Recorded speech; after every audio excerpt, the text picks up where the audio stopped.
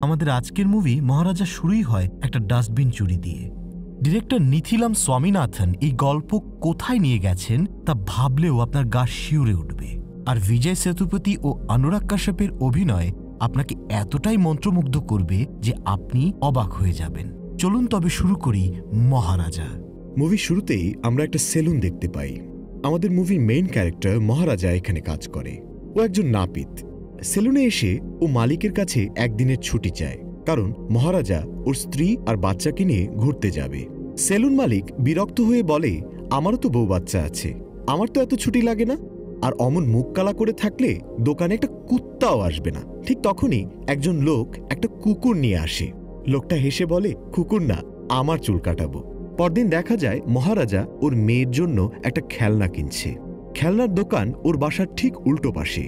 ওর স্ত্রী আর মেয়ে ঘরের দরজায় বসে মহারাজাকে খেলনা কিনতে দেখছে। মহারাজা ওর স্ত্রীর জন্য একটা মাটির পুতুল হাতে নেয়। ঠিক ওই সময় একটা ট্রাক ব্রেক ফেল করে ওই ঘরের ভেতর ঢুকে যায়। মহারাজা চেয়ে দেখে ওর হাত থেকে পুতুলটা পড়ে যায়। নিথর হয়ে দাঁড়িয়ে থাকে মহারাজা। ওই অ্যাক্সিডেন্টে ওর স্ত্রী মারা যায়। এরপর আমরা দেখি 15 বছর পরের গল্প। মহারাজা আর ওর মেয়ে জ্যোতি বেশ আনন্দেই জীবন কাটাচ্ছে। মহারাজা ওর মেয়েকে পাগলের মতো ভালোবাসে। মেয়ের সব কথা শোনে।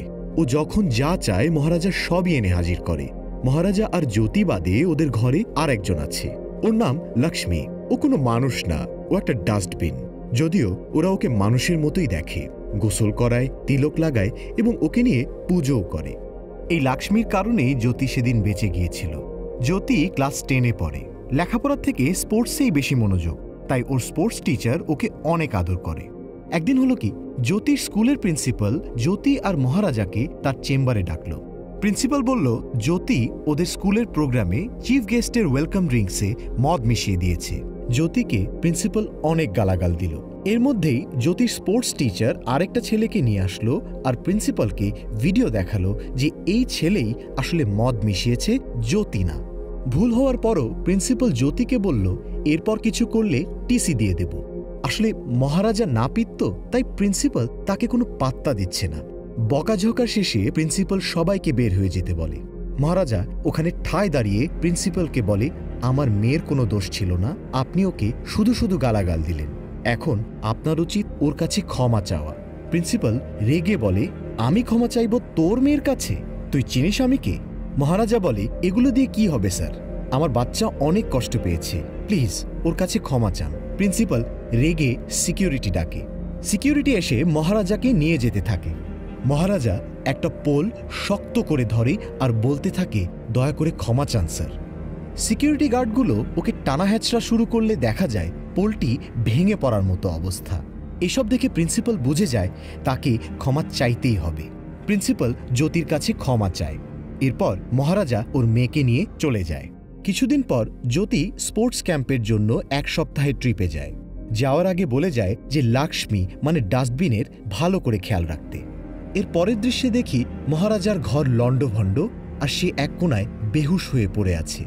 অন্যদিকে দেখি এক নেতা তার গাড়ি নিয়ে একটা গ্যারেজে আসে আর গ্যারেজ মালিককে মারা শুরু করে। বলে, আমার সানগ্লাস কোথায়? চোরের দল, তোদের গাড়ি ঠিক করতে দিলাম আর তোরা আমার সানগ্লাস মেরে দিলি? ওটা আমাকে আমার নেতা গিফট করেছে। এর মধ্যে গ্যারেজে এক ছেলে আসে, ওর নাম ধানা। গ্যারেজ মালিক নেতাকে বলে, স্যার আমি না, ধানা আপনার গাড়ি সার্ভিসিং করেছে।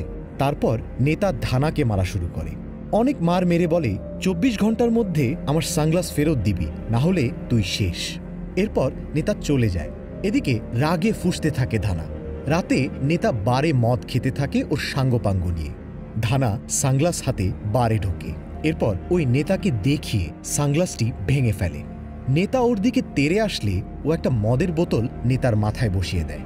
ধানা একে একে সবাইকে মারে। নেতাকে মারা শেষে ও চলে যেতে নেয়। তখন নেতা বলে, আমার চশমা চুরি করে আমাকে মারলি? ধানা এসে ওর সব শক্তি দিয়ে একটা ঘুষি বসিয়ে দেয় নেতার গালে। পরের দৃশ্যে দেখতে পাই মহারাজা পুলিশ স্টেশনে। ও পুলিশকে বলে, গতকাল ওর ঘরে চুরি হয়েছে, তাই ও রিপোর্ট করতে এসেছে। পুলিশ বলে, বসে বলো কি কি চুরি হয়েছে। মহারাজা পুরো কাহিনী খুলে বলে। সেলুন থেকে ফিরলে ও টের পায় ঘরের ভেতরে চোর, কিন্তু ও কিছু করতে পারে না। চোরগুলো ওকে অনেক মারে আর যাওয়ার সময় লক্ষ্মীকে নিয়ে যায়। পুলিশ বলে, লক্ষ্মীকে? ও লক্ষ্মীর ছবি দেখায়। পুলিশ দেখে লক্ষ্মী তো আসলে একটা ডাস্টবিন। পুলিশ ক্ষেপে যায় আর ওকে ওখান থেকে চলে যেতে বলে। মহারাজা বেশ সিরিয়াস, বলে যতক্ষণ আপনারা লক্ষ্মী মানে ডাস্টবিন খুঁজে না দিবেন আমি এখান থেকে যাব না। পুলিশ তো রেগে যায় আর ওকে জোর করে বের করে দেওয়ার চেষ্টা করে। মহারাজা একটা তক্তা ধরে বসে। পুলিশগুলো অনেক টানা হেঁচড়া করলে তক্তা ভেঙে যায় আর একটা শেলফ ভেঙে পড়ে। পুরো পুলিশ স্টেশন লণ্ডভণ্ড হয়ে যায়। কিছুক্ষণ পর থানার ওসি আসে, ওনার নাম বরদরাজন। থানার অবস্থা দেখে জিজ্ঞাসা করে এটা কে করলো। সবাই মহারাজাকে দেখিয়ে দেয়। ও মহারাজাকে ডাকে। মহারাজা ওকেও সেম কাহিনী শোনায়। ওসি বলে একটা ডাস্টবিনের জন্য এত কিছু, এই নাও টাকা, নতুন কিনে নাও। মহারাজা মানে না, বলে ওর ওই ডাস্টবিনই লাগবে। এবার ওসিও ক্ষেপে যায়, ওকে বন্দুক দেখিয়ে পুলিশ স্টেশন থেকে বের করে দেয়। মহারাজা চলে যায়। ওসি বাকি পুলিশদের বলে তোমরা কোনো কাজের না, আগে বন্দুক দেখালেই তো চোরের মতো ভাগত। ঠিক ওই সময় মহারাজা আবার ফেরত আসে আর ওসিকে বলে এই নিন 40,000 টাকা অ্যাডভান্স, লক্ষ্মীকে খুঁজে দিলে আমি 5 লক্ষ টাকা দেব। সবাই অবাক হয়ে যায়। ওসি ওর গালে ঠেটিয়ে এক চর বসিয়ে দেয়। এর পরের সিনে দেখা যায় একজন পুলিশ টাকা গুনতে গুনতে বলছে এভাবে সবার সামনে ঘুষ দিতে হয়, ওসির একটা সম্মান আছে না। এরপর থেকে ওসি ওকে সিরিয়াসলি নেয়, ওর ঘরে এসে ইনভেস্টিগেট করে। মহারাজাকে বলে তুমি সত্যি করে বলো তো ডাস্টবিনে কি ছিল, এতে আমরা ওটা তাড়াতাড়ি খুঁজে বের করতে পারবো। মহারাজা বলে স্যার লাগলে 7 লক্ষ নিন, কিন্তু আমার মেয়ে আসার আগে লক্ষ্মীকে খুঁজে দিন। ওদিকে আমরা দেখতে পাই সেলভামকে। ও আর ওর ফ্রেন্ড সাবারি একটা ঘরে চুরি করছে, যেখানে ওরা মা আর মেয়েকে বেঁধে রেখেছে। সবকিছু তো চুরি করেছেই, সেই সাথে সাবারি ওই বাচ্চা মেয়েটিকে নির্মমভাবে ধর্ষণ করে আর যাওয়ার আগে ওদের দুজনকেই মেরে ফেলে। সেলভাম বাসায় আসে, দেখা যায় বাসায় ওর স্ত্রী আর ফুটফুটে একটা মেয়ে আম্মু। সেলভাম তার মেয়েকে একটা খেলনা দেয়, কিন্তু মেয়ে বলে ও এটা চায় না। সেলভাম খেলনাটা ডাস্টবিনে ফেলে দেয়। দেখা যায় এটাই ওই লক্ষ্মী। এদিকে পুলিশ বিভিন্নভাবে বিভিন্ন জায়গায় ডাস্টবিনটি খোঁজে। মহারাজা পড়ে থাকে পুলিশ স্টেশনে। আমরা জ্যোতিকেও দেখতে পাই স্পোর্টস ক্যাম্পে মন দিয়ে অংশ নিতে। সেলভামও চুরি করেই চলে। একদিন দেখা যায় সেলভাম ওর মেয়ের কাঁধের একটা ঘায়ে মলম লাগাচ্ছে আর মেয়েকে বলছে মা তুমি তাড়াতাড়ি ঠিক হয়ে যাবে। মহারাজাও ফোনে ওর মেয়ের ভিডিও দেখতে থাকে। এদিকে কুরান্তাই থালাবাটির দোকানে আসে ডাস্টবিন খুঁজতে। ওখানে ওর সাথে দেখা হয় নাল্লা সিভামের। নাল্লা সিভাম একজন পুলিশ ইনফর্মার। ওসি নাল্লা সিভামকে ফোনে বলে ডাস্টবিন খুঁজতে সাহায্য করতে। ওরা দুজন বেরিয়ে পড়ে ডাস্টবিনে খোঁজে। ওদিকে এসআই পেরুমাল স্বামী আইটি সেলের একজনকে একটা নাম্বারের কল হিস্ট্রি বের করতে বলে। অন্যদিকে গ্যারেজ মালিক আসে পুলিশ স্টেশনে। ওর কমপ্লেইন হলো ধানাকে খুঁজে পাওয়া যাচ্ছে না 3 দিন ধরে। মহারাজা গ্যারেজ মালিকের হাতে ধানার ছবি দেখে ফ্ল্যাশব্যাকে চলে যায়। ফ্ল্যাশব্যাকে দেখা যায় মহারাজার জ্ঞান ফিরলে ও ঘরের মেঝেতে একটা রসিদ খুঁজে পায়। ওটা ছিল ওই নেতার গাড়ির। মহারাজা বাড়ি গিয়ে নেতার কাছে ওর পরিচয় দেয় আর জিজ্ঞাসা করে আগের রাতে গাড়িটা কে নিয়েছিল। নেতা ওকে পাত্তা দেয় না, বলে এখান থেকে যা। মহারাজা চলে যায়।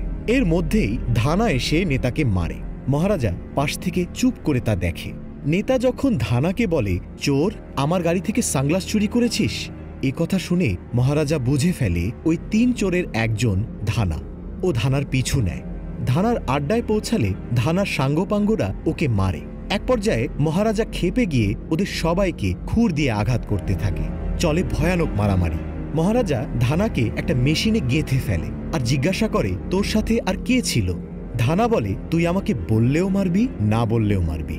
মহারাজা ওকে বারবার আঘাত করে। শেষমেশ ধানা বলে আমাদের একজন তোর পুলিশ স্টেশনের, যা খুঁজে নে। এটা বলে মেশিন থেকে বের করা ধারালো সুই দিয়ে মহারাজাকে আঘাত করে আর বাইক নিয়ে পালিয়ে যেতে চায়। মহারাজা পাগল প্রায় হয়ে একটা দা তুলে নেয় আর এক কোপে ধানার দেহ থেকে মাথা আলাদা করে ফেলে। তখন আমরা বুঝতে পারি মহারাজা কেন পুলিশ স্টেশনে পড়ে আছে। ধানার একজন সাথী এই পুলিশ স্টেশনেই আছে, ও তাকেই খুঁজছে। ফ্ল্যাশব্যাক শেষে দেখি মহারাজা গ্যারেজ মালিকের পিঠে হাত বুলিয়ে বলছে চিন্তা না করতে। মহারাজা একটা করে পুলিশ দেখে আর লিস্ট থেকে নাম কেটে দেয়। ওদিকে নাল্লা সিভাম ও কারান্তাই ডাস্টবিন খুঁজে হয়রান। ওসি ওদেরকে বলে যাও লক্ষ্মীর মতো দেখতে একটা ডাস্টবিন বানিয়ে নিয়ে আসো। ওরা এক কারিগরের কাছে যায় আর ডাস্টবিন দেখিয়ে বলে এটা বানিয়ে দাও। কারিগর বলে 2 দিন সময় লাগবে। সেলভাম এর মাঝে একটি স্বর্ণের দোকানে আসে মেয়ের জন্মদিনের জন্য গিফট কিনতে। ওর একটা ডায়মন্ডের নেকলেস পছন্দ হয়। দোকানদার বলে এটা দিতে 2 দিন সময় লাগবে। 2 দিন পরই মেয়ের জন্মদিন, তাই সেলভাম রাজি হয়ে যায়। 2 দিন পর সেলভাম নেকলেস নিয়ে বাড়ি ফেরার পথে সেলুনে ঢোকে। এটাই মহারাজার সেলুন। মহারাজা ওর দাড়ি ট্রিম করতে গেলে ব্যাটারি শেষ হয়ে যায়। ও ব্যাটারি আনতে বাইরে যায়। সেলভামের ফোনে কল আসে। ওপাশ থেকে সাবারি বলে, আমাদের ঘটনা পেপারে ছাপা হয়েছে। সেলভাম পেপার তুলে বলে, আমাদের কেউ ধরতে পারবে না, পুলিশ কয়েকদিনেই সব ভুলে যাবে, আর বলে বাসায় ফাংশন হচ্ছে, ওখানে সময় মতো যেতে। ফোন রাখতেই দেখে মহারাজা ঠিক ওর পেছনে দাঁড়িয়ে। সেলভাম ভাবে মহারাজা বুঝি ওর সব কথা শুনে ফেলেছে। দাড়ি কাটা শেষে ও বাসায় যায়। ও অনেক চিন্তিত হয়ে পড়ে। সাবারিকেও মহারাজার কথা বলে। সেলুনে মহারাজা দেখে সেলভাম নেকলেস ফেলে গেছে। ও বাইক নিয়ে সেলভামের বাসায় যায় নেকলেসটি ফেরত দিতে। মহারাজা যখন ওর বাসায় ঢোকে, ওর সাথে সাথে কিছু পুলিশ ঢুকে পড়ে আর সেলভামকে ধরতে যায়। সেলভাম ভাবে পুলিশকে মহারাজাই নিয়ে এসেছে। ওদিকে মহারাজা কিছুই জানে না, শুধু নেকলেস ফেরত দিতে এসেছে। সেলভামের ফোনের কোনো কথাই সে শোনেনি। পুলিশ ওদের ধরতে গেলে সাবারি বন্দুক বের করে আর পুলিশের গুলিতে মারা যায়। সেলভামকে পুলিশ ধরে নিয়ে যায় আর ওর স্ত্রী ঘৃণা চোখে তাকিয়ে থাকে সেলভামের দিকে। সেলভাম মহারাজার দিকে তাকায়, ওর চোখে প্রতিশোধের আগুন। এদিকে ডাস্টবিন রেডি হয়ে গেলে ওরা নিয়ে আসে আর নতুন ডাস্টবিনকে লক্ষ্মীর মতো বানিয়ে ফেলে। ওদিকে জ্যোতিও বাসে করে বাড়ি ফিরছে। অন্যদিকে ওসি ডাস্টবিন তো পেয়ে গেছে, এখন ওর লাগবে একজন চোর। ও অনেককে কল দেয়, কিন্তু কেউই ডাস্টবিন চুরির দায় নিজের ঘাড়ে নিতে চায় না। ওসি হতাশ হয়ে যায়। ওদের বলে একজন চোর নিয়ে আয় যাকে ডাস্টবিন চুরিতে আটকানো যাবে। ওকে 50,000 টাকা দেয়া হবে। টাকার কথা শুনে নাল্লাসিভাম বলে, অন্য কেউ কেন, এ কাজ আমিই করব। ওসি বলে, ঠিক আছে, তাহলে ঘটনাটা মহারাজার কাছ থেকে একবার শুনে নে, তাহলে অভিনয় করতে সুবিধা হবে। ওসি থানায় ফোন দেয়। ওখানকার একজনকে বলে মহারাজাকে কাহিনীটা আবার বলতে। ওসি ফোনে লাইনে থাকে। মহারাজা কাহিনী বলা শুরু করে। মহারাজা যদিও ঠিক আগের কাহিনীই বলে, কিন্তু আমরা দেখতে পাই আসল ঘটনা। জ্যোতি স্কুল বাস থেকে নেমে বাসায় ঢোকে। এরপর ওর রুমে গিয়ে কাপড় বদলায়। পেছনে লুকানো থাকে ধানা। আলমারিতে ধাক্কা লেগে শব্দ হলে জ্যোতি টের পেয়ে যায়। ও ঘুরে কাউকে দেখার আগেই ওর মুখ চেপে ধরে নাল্লাসিভাম। এরপর ওরা জ্যোতির চোখ বেঁধে ফেলে। জ্যোতি কোনো মতে নাল্লাসিভামকে ধাক্কা মেরে পালাতে যায়। তখনই সেলভাম ওকে আঘাত করে। এরপর ওকে অনেক মারে। জ্যোতি কাহিল হয়ে পড়লে ওরা অন্য রুমে আসে। নাল্লাসিভাম সেলভামকে বলে, শালা বউটা অনেকদিন বাড়িতে নেই, আর মেয়েটাও দেখতে বেশ সুন্দর, তুমি যদি অনুমতি দাও আমি একটু গাটা গরম করি। সেলভাম সম্মতি দেয়।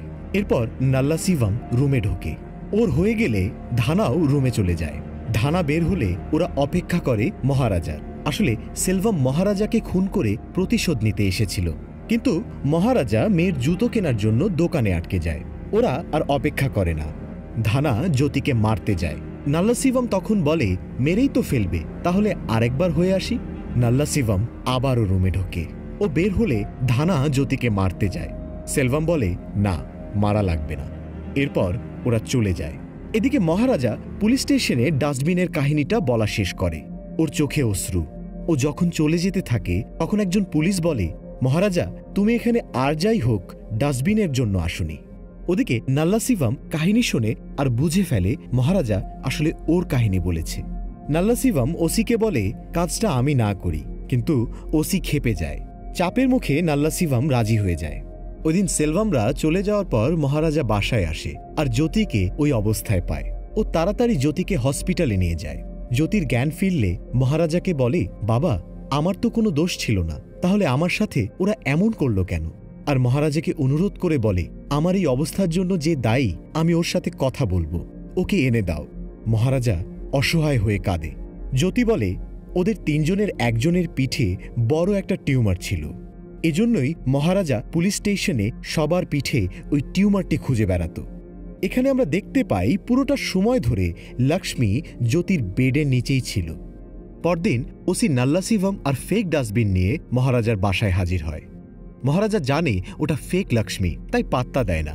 ওসি নাল্লাসিভামকে কি হয়েছিল এই আঙিনায় তা করে দেখাতে বলে। নাল্লাসিভাম অভিনয় করা শুরু করে। মহারাজা অনিচ্ছা নিয়ে দেখে, কিন্তু অভিনয়ের এক পর্যায়ে মহারাজা বুঝে ফেলে নাল্লাসিভামই সেই ব্যক্তি যার খোঁজ মহারাজা এতদিন করছিল। ও নাল্লাসিভামের কাছে যায়, ওকে জড়িয়ে ধরে পিঠে হাত দিতেই খুঁজে পায় টিউমারটি। মহারাজার মনে আর কোনো সন্দেহ থাকে না। ওসি মহারাজাকে জিজ্ঞেস করে, ভাই মহারাজা, তুমিই বলো নাল্লা শিবমকে কি করব? মহারাজা বলে, ছেড়ে দিন স্যার। ওসি বলে, ছেড়ে দেব? ও তোমার ডাস্টবিন চুরি করেছে, তোমাকে মেরেছে, এরপরও ছেড়ে দেব? মহারাজা বলে, জি স্যার, ছেড়ে দিন। তখন ওসি বলে, ও তোমার মেয়েকে ধর্ষণ করেছে, তারপরও ছেড়ে দেব? মহারাজা ওসির দিকে অবাক হয়ে তাকায়। আসলে ওসি ইনভেস্টিগেট করতে গিয়ে আসল কাহিনী জেনে যায়। নাল্লা শিবম বলে, স্যার এগুলো কি বলছেন? ওসি একটা দা নিয়ে মহারাজাকে ধরিয়ে দেয়, বলে, শালাকে খতম করে দাও। নাল্লা শিবম সবার কাছে আকতে মিনতি করে, কিন্তু কোনো লাভ হয় না। ওসি আর কনস্টেবলরা বাইরে গিয়ে দরজা লাগিয়ে দেয়। মহারাজা নাল্লা শিবমকে মারতে মারতে এক পর্যায়ে মেরেই ফেলে। পুলিশ সেলভামকেও ট্র্যাক করে ফেলে। মহারাজা সেলভামের ওখানে যায়। সেলভাম মহারাজার দিকে তেড়ে আসে। মহারাজা সেলভামকে দেখে থমকে যায়। সেলভাম মহারাজাকে মারতে থাকে আর বলতে থাকে, আমাকে চিনেছিস? মনে আছে আমাকে? আসলে সেলভামের যে কাহিনী আমরা দেখতে পাই তা অতীতের। 15 বছর আগে সেলভাম জেলে যাওয়ার জন্য মহারাজাকে দায়ী করে। এজন্যই সে জেল থেকে বেরিয়ে প্রতিশোধ নেয়ার জন্য সেদিন মহারাজার ঘরে এসেছিল। সেলভাম মারামারির এক পর্যায়ে মহারাজাকে মেরে ফেলতে যায়। মহারাজা এরপর সেলভামকে মারতে শুরু করে আর ওর পা ভেঙে দেয়। সেলভাম মহারাজাকে বলে, আমি তোকে যে কষ্ট দিয়েছি তুই তা কোনোদিনই ভুলতে পারবি না। তখন জ্যোতি ওখানে আসে আর সেলভামের সাথে কথা বলতে চায়। মহারাজা বাধা দেয় একটু। জ্যোতি শোনে না। ও সেলভামকে সব স্বর্ণ দিয়ে বলে, এটা চুরি করতেই তো এসেছিলে না, নে এগুলো। আমি এখান থেকে ঠিকই বের হয়ে যাব, কিন্তু তুই বের হতে পারবি না। এটা বলে জ্যোতি সেখান থেকে চলে যায়। সেলভাম ওখানে ওর মেয়ের জন্য কেনা নেকলেসটা দেখতে পায় আর ওর মনে পড়ে ওর বাবা বলেছিল ওর বাসায় এক লোক এসেছিল কিছু দিতে। ও বুঝতে পারে মহারাজাই এসেছিল নেকলেস দিতে। আর ওই দিনই ট্রাক ঢুকে মহারাজার ওয়াইফ, বাচ্চা ও সেলভামের স্ত্রী মারা যায়। আর যে বাচ্চাটি বেঁচে যায় ওটা আসলে সেলভামের মেয়ে আম্মু। সেলভাম জ্যোতির পিঠে সেই দাগটি দেখতে পায় আর পাগল হয়ে ওকে ডাকতে থাকে আম্মু আম্মু বলে, কিন্তু জ্যোতি তা শুনতে পায় না। মহারাজাকে সেলভাম বলে, ওটা আমার মেয়ে না, একটু ওকে ডাকো প্লিজ। মহারাজা সেলভামকে বলে, এটা আমার মেয়ে। এই বলে মহারাজা সেখান থেকে চলে যায়। সেলভাম নিজের মেয়ের সাথে যা করেছে তা মেনে নিতে পারে না। ও কাঁদতে কাঁদতে নিজেকে বিল্ডিং থেকে ফেলে দেয়। Thank you guys for watching this video. যদি ভিডিও শেষ পর্যন্ত এসে থাকেন then please subscribe and press the bell icon for every update. Till then, happy movie বাজিং।